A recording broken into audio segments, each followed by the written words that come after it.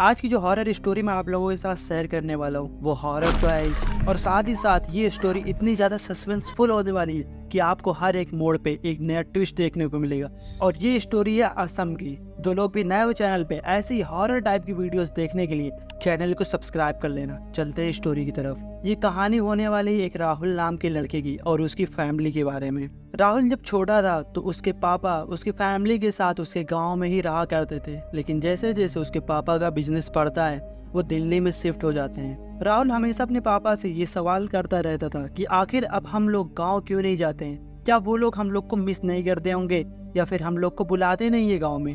तो राहुल के पापा ये कह के टाल दिया करते थे कि वो बिजनेस में बहुत ज़्यादा बिजी रहते हैं, जिसकी वजह से वो गांव जाने का टाइम ही नहीं निकल पाते थे। लेकिन राहुल मन ही मन में ये सोच रहा होता है कि पहले भी तो जब मैं छोटा था तो पापा इसी तरीके से बिजनेस किया करते थे, लेकिन तब तो हम लोग गर्मियों की छुट्टियों में दादा के घर यानी गांव जाया करते थे। ये बात कहीं से भी राहुल को समझ में नहीं आ रही होती है।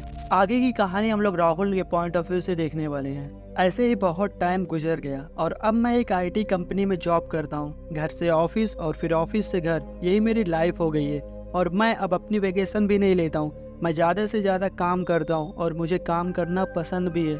लेकिन इस बार जो वेकेशन हुई तो मैंने सोचा कहीं जाता हूँ, और बात ही बात में मैंने अपने दोस्त विवेक को गाँव के बारे में बताया कि वहाँ सब कितना खूबसूरत है, वहाँ हमारी ज़मीन है, घर है, खेत है।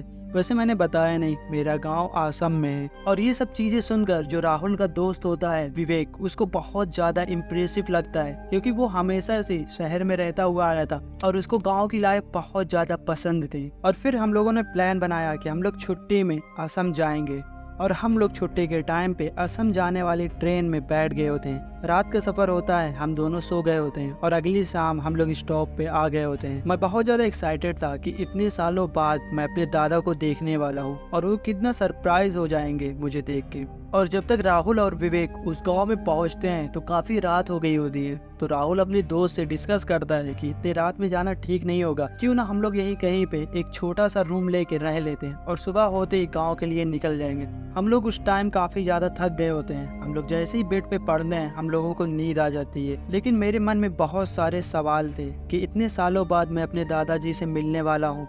इतने सालों में ना वो हम सब से मिलने आए और ना ही हम सब मिलने गए। सच कहूँ तो मैं बहुत ज्यादा हैरान था कि क्यों सडनली हम लोग यहाँ आना छोड़ दिए।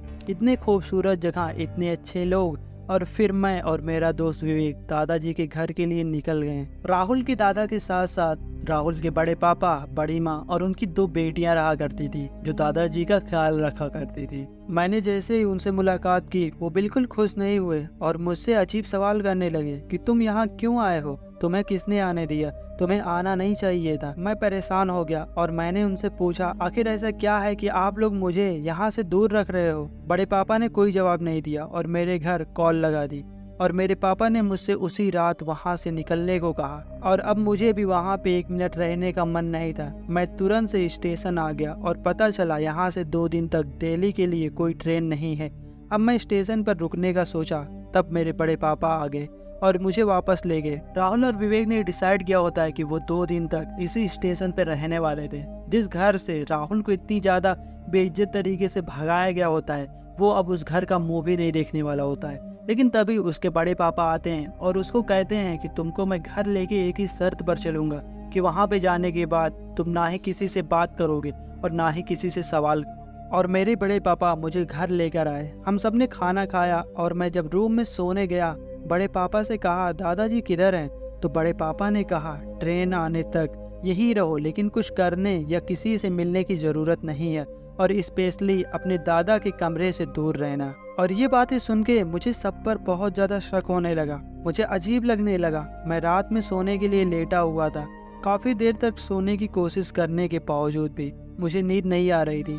मैंने सोचा मैं रात की रात दादाजी के कमरे में उनसे मिलके आ जाऊंगा और किसी को पता नहीं चलेगा। और यही सब चीजें सोचकर राहुल जो होता है वो अपने दादा के कमरे की तरफ चला जाता है। लेकिन जैसे ही वो कमरे के पास पहुंचता है वो देखता है कि उसके दादा के कमरे के बाहर एक ताला लटका हुआ है, जिसपे पीला कलर का कुछ लगा होता है और उसपे बहुत सारे मंत्र पढ़ के धागे बांधे होते हैं। अब राहुल को बिल्कुल भी समझ में नहीं आ रहा होता है कि आखिर में वो लोग ऐसा क्या कर रहे हैं। उस रात मुझे कुछ भी समझ में नहीं आ रहा होता है और मैं दादाजी के कमरे के बाहर से वापस चला आया होता हूँ। मैंने अगले दिन बड़ी माँ से पूछा तो उन्होंने कहा दादा को बीमारी है, इसीलिए मिलने को मना किया गया है। तो मैंने कहा उनको किसी हॉस्पिटल में लेके जाएं, इस तरीके से तो वो और ज़्यादा बीमार हो जाएंगे। लेकिन राहुल की बात पे किसी ने भी गौर नहीं किया। राहुल की सारी बातें अनसुनी कर दी जा रही होती है। और फिर मैं देखता हूँ कि मेरी बड़ी माँ दादाजी के कमरे का ताला खोलकर उनको खाना देती हैं और फिर बाहर आके लॉक कर देती हैं। और ये सारा माजरा देखने के बाद अब राहुल के अंदर क्यूरियोसिटी जागने लगी कि आखिर में ये लोग ऐसा क्यों कर रहे हैं, क्यों मुझे दादाजी से मिलने के लिए रोका जा रहा है और दादाजी की ऐसी हालत कैसे हुई।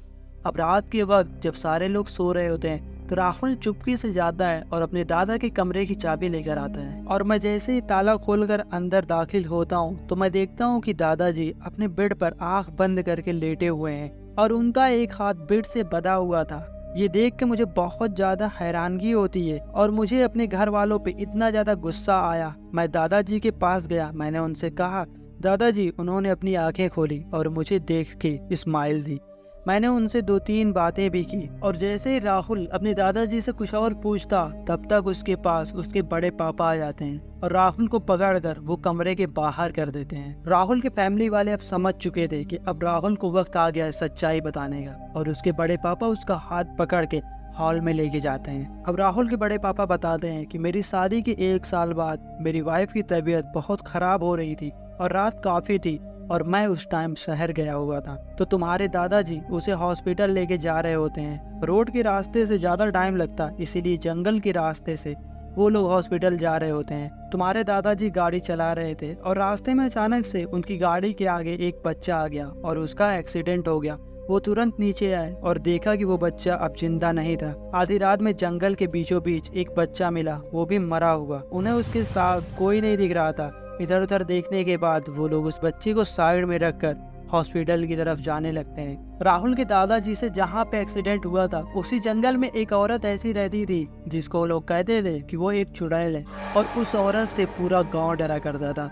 अब 2 दिन बाद जब हॉस्पिटल से इसके घर वाले, राहुल के घर वाले वापस से घर आ रहे होते हैं तो बीच रोड पर एक औरत जो उसी जंगल में रहती थी जिससे पूरा गांव डरा करता था, वो काले जादू यही सब में ज्यादा रहा करती थी। वो गाड़ी रोक कर दादाजी से कहती है तुमने मेरे बच्चे को मारा है, अब तुम्हारे घर जो भी बेटा होगा उसे मेरा बेटा मारेगा। और वो जो औरत होती है वो अपने बच्चे की आत्मा पे एक ऐसा जादू करती है कि जिससे उसकी आत्मा को तब तक शांति ना मिले जब तक वो उस घर के बच्चे को मार न ले। और वो बच्चा एक गिरा घोस्ट बनता है। गिरा घोस्ट आसम में ज्यादातर देखे जाते हैं और इस गिरा घोस्ट का फोल्कलोर में भी मेंशन किया गया है। कहते हैं कि जिन लोगों की मौत वक्त से पहले हो जाती है या जिनकी आत्मा को शांति नहीं मिलती है तो वो गिरा घोस्ट बन जाते हैं। और अब राहुल के बड़े पापा बताते हैं कि उसके बाद से सब कुछ नॉर्मल था। जब मेरी पहली बेटी हुई तो अचानक से तुम्हारे दादाजी की तबीयत खराब हो गई और जब उन्होंने आँख खोली तो वो हंसने लगे और अजीब अजीब बातें करने लगे। वो कहने लगे अब पता चलेगा जब इसके हाथ से इसके पोते की जान लूँगा। और वो जोर जोर से हंसने लगता है। हम सब परेशान हो जाते हैं और उनको हॉस्पिटल लेके जाते हैं, फिर भी कुछ असर नहीं होता है। और अब इन फैमिली वालों को याद आता है कि वो उस जंगल के शराब की वजह से हो रहा है, जो वो चुड़ैल, जो वो औरत उनके फैमिली वालों को दी थी। और जब हम सब घर आए तो तुम्हारे दादा एकदम ठीक थे, फिर वो कभी बीमार नहीं हुए और हम सबको लगने लगा वो बस तबीयत खराब होने की वजह से हुआ होगा। लेकिन जब मेरी दूसरी बच्ची हुई तो कुछ नहीं हुआ, फिर तुम हुए, लेकिन 6 साल तक तुम यहाँ नहीं आए। और फिर जब आए तो तुम्हारे दादाजी बिल्कुल ठीक थे, पर एक दिन उन्होंने तुम्हारी जान लेने की कोशिश की जब तुम सो रहे थे। वो तुम्हें नींद में ही उठाकर जंगल में लेके चले गए थे। हम सब ने तुम्हें बहुत मुश्किल से बचाया, तब तुम छोटे थे, तुम्हें याद भी नहीं होगा। उस दिन हम सब ने सोचा कि तुम्हें कभी यहाँ नहीं आने देंगे। और राहुल के पापा और दादाजी मिलकर ये चीज डिसाइड करते हैं कि अब कभी भी वो लोग गांव में कदम नहीं रखेंगे। लेकिन जैसा इस फैमिली ने सोचा होता है वैसा बिल्कुल भी नहीं होता है, बल्कि इससे और ज्यादा अजीब चीजें इन लोगों के साथ होने लगती है। उन्होंने बताया कि तुम्हारे जाने के बाद सब कुछ सही हो जाएगा, यही सोच के हम सब ने तुम लोगों को दिल्ली भेज दिया था। लेकिन फिर कुछ भी पहले जैसा नहीं हुआ और तुम्हारे दादाजी बहुत ज़्यादा खतरनाक हो गए। वो अक्सर रात में सबके कमरे का डोर नॉक करते थे, तो कभी किसी को मारने की कोशिश करते थे। और साथ ही साथ उसके बड़े पापा ने बताया कि जो हमारे घर का हेल्पर था उसको एक बार तुम्हारे दादाजी ने गर्दन में काट कर उसका खून चूस लिया होता है। जिसकी वजह से उसकी वहीं पे मौत हो गई होती है। और फिर हम लोगों ने सोचा कि ये सब तुम्हारे दादाजी तो नहीं कर सकते हैं, और ये सब हद से ज़्यादा बढ़ने की वजह से हम लोगों ने ओझा को बुलाया। उसने कहा गिरा सिर्फ मकसद से इंसान की बॉडी में आता है और वो बहुत चालाक और गंदे होते हैं। इससे पहले ये कोई स्टेप ले इसे बांध के रखना पड़ेगा, क्योंकि गिरा को ख़त्म करने का कोई रास्ता नहीं है। अगर इसे बांधा नहीं तो ये अपना मकसद पूरा करने के लिए एक दूसरे की बॉडी में ट्रांसफ़र होता जाएगा, और हम सब ने तुम्हारे दादाजी को इसीलिए बांध दिया होता है। और उस ओझा ने बताया कि अभी जिस इंसान के अंदर वो गिरा है, अगर उसकी किसी वजह से मृत्यु हो जाती है तो वो गिरा भी उसी की आत्मा के साथ ऊपर चला जाएगा। और इसी वजह से उसकी फैमिली वालों ने डिसाइड किया कि वो लोग उसके दादाजी को एक बेड पे एक कमरे में बांध कर रखेंगे, और उनकी मृत्यु होने के साथ साथ इस गिरा की आत्मा भी चली जाएगी। और ये सुनने के बाद राहुल पूरा हैरान था, लेकिन उसको समझ में नहीं आ रहा था कि अब मुझे क्या करना चाहिए। मैं अपने दादाजी को मरता नहीं छोड़ सकता था।